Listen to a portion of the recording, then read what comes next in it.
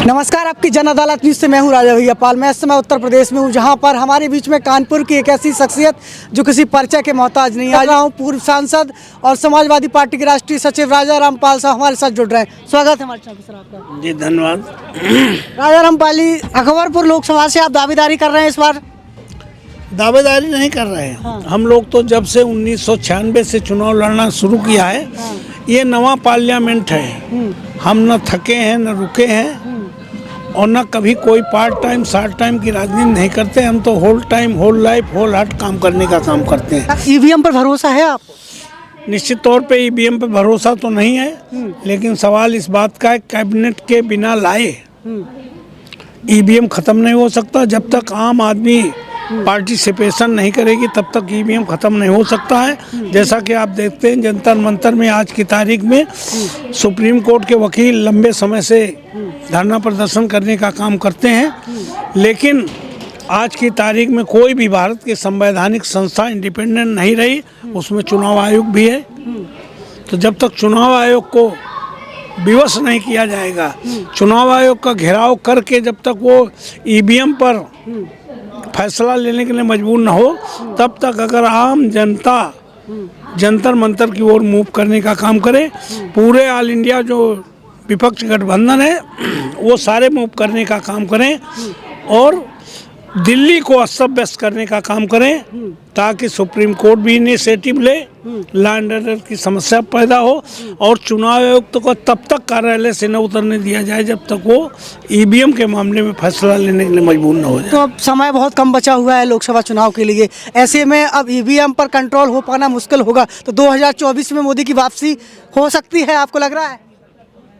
देखिए, इंडिया गठबंधन अगर पूरी तरह से बनता है, जैसा कि पूरी संभावना है, तो निश्चित तौर पर एनडीए को हराने के लिए इंडिया गठबंधन काफ़ी है।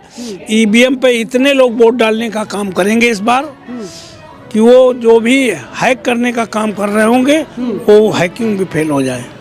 तो अकबरपुर लोकसभा से आप दावेदारी कर रहे हैं, क्या मुद्दे रहेंगे इस बार, क्या कुछ करने वाले हैं आप? जो कांग्रेस के टाइम में यूपीए 1 यूपीए 2 में जो किसानों का कर्जा माफ हुआ था, जो आम नागरिकों को बिजली में सब्सिडी दी गई थी, जो बड़े बड़े हाईवे और सबसे बड़ा हमारा अकबरपुर पार्लियामेंट में जो मुद्दा है, हम लोगों ने बिजली की खपत को देखते हुए उत्तर प्रदेश में पहला पावर प्लांट है जो हमारी पार्लियामेंट क्षेत्र में हमने लाने का न्यू वैली लिग्नाइट, जो 4000 मेगावाट बिजली पैदा करने का काम करता, उसको 10 साल में ये भारतीय जनता पार्टी की सरकार चालू नहीं करा पाई है। तो वो सबसे बड़ा मुद्दा है। और कानपुर से लेके सागर हाईवे मार्ग है, वो हमने बनवाने का काम किया था। हमने बिठूर जो ऐतिहासिक और पौराणिक स्थल है उसको ब्रॉड गेज कराने का काम किया था। हमने चित्रकूट एक्सप्रेस है उसको प्रत्येक स्टेशन रुकवाने का काम किया था। जो हमने काम किए थे उनका रिकॉर्ड तोड़ने के लिए भारतीय जनता पार्टी के कैंडिडेट ने न तो आम आदमी से संपर्क करने का काम किया, न आम आदमी से उसका कोई संबंध है।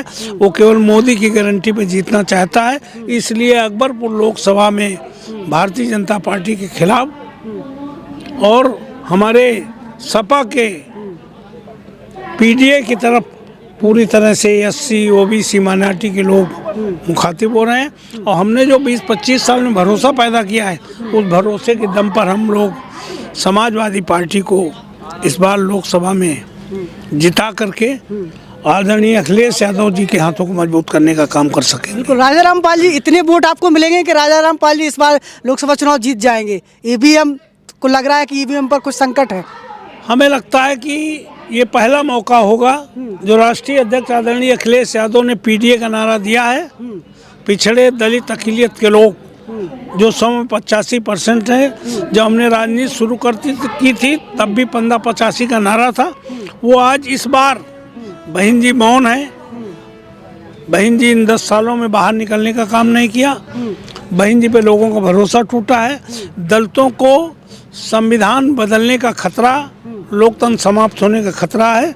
इसलिए दलित पिछड़े अक़लियत के लोग एकजुट होकर के इस ईवीएम के खिलाफ रिकॉर्ड तोड़ वोट देने का काम करेंगे और हमें अकबरपुर लोकसभा से जिताने का काम करेंगे। राजा रामपाल जी, आप भी एक पाल समाज का बड़ा चेहरा है उत्तर प्रदेश के अंदर। अखिलेश यादव आपको पाल समाज का चेहरा मानकर चलते हैं, कितने टिकट दिलाने की उम्मीद करते हैं आप लोकसभा में? जहाँ तक मेरा सवाल है, मेरा मानना है लोकसभा में इंडिया गठबंधन है। इंडिया गठबंधन में अभी तय होना बाकी है कि कौन दल कितनी सीटें लड़ने का काम करेगा। जहाँ तक मेरा सवाल है तो मैं तो अकबरपुर से ऑलरेडी घोषित प्रत्याशी हूँ, मैं तो लड़ूंगा ही। और लोग, हमें लगता है पश्चिमी उत्तर प्रदेश से एक आध लोग जो दावेदार होंगे, हो सकता है वहाँ से भी एक आध टिकट समझ। आपको लग रहा है चेहरा कौन होगा इस बार मोदी के सामने आपके इंडिया गठबंधन में? ऐसा है, जब मोदी जी आए थे तब मोदी जी चेहरा नहीं थे। आज जितने भी उत्तर प्रदेश के चुनाव हुए हैं उनमें मोदी जी जो मुख्यमंत्री बनाए हैं उनमें कोई चेहरा नहीं था। हमें लगता है इंडिया गठबंधन में मोदी जी को हराने के लिए सब लोग पहले एकजुट होंगे और इसका फैसला कौन चेहरा होगा उसके लिए संयोजक का तो नियुक्ति हो ही गई है। तुम्हारे मल्लिकार्जुन खड़गे को रखा है। और उत्तर प्रदेश में अगर मेन कोई चेहरा होगा तो समाजवादी पार्टी के राष्ट्रीय अध्यक्ष माननीय अखिलेश यादव होंगे। बिल्कुल। अकबरपुर लोकसभा क्षेत्र की जनता आपको देख रही है, आखिरी सवाल करना चाहेंगे, क्या संदेश देना चाहेंगे? हम अकबरपुर की लोकसभा की जनता को एक ही बात कहना चाहते हैं कि हम लोग 1996 से अब तक मेरा 8वां 9वां पार्लियामेंट चुनाव है। हम सातों दिन और रातों दिन आपके बीच रहते हैं। हम आपके सुख दुख में हमेशा खड़े रहते हैं। हमने क्षेत्र के विकास के लिए जितना काम करने का काम किया है उसके मुकाबले पर कहीं भी 10 साल से जो एमपी है उसका एक भी काम कहीं आम पब्लिक के सामने नहीं है। पब्लिक को पूरा भरोसा है कि पाल साहब ही हमें न्याय देने का काम करेंगे।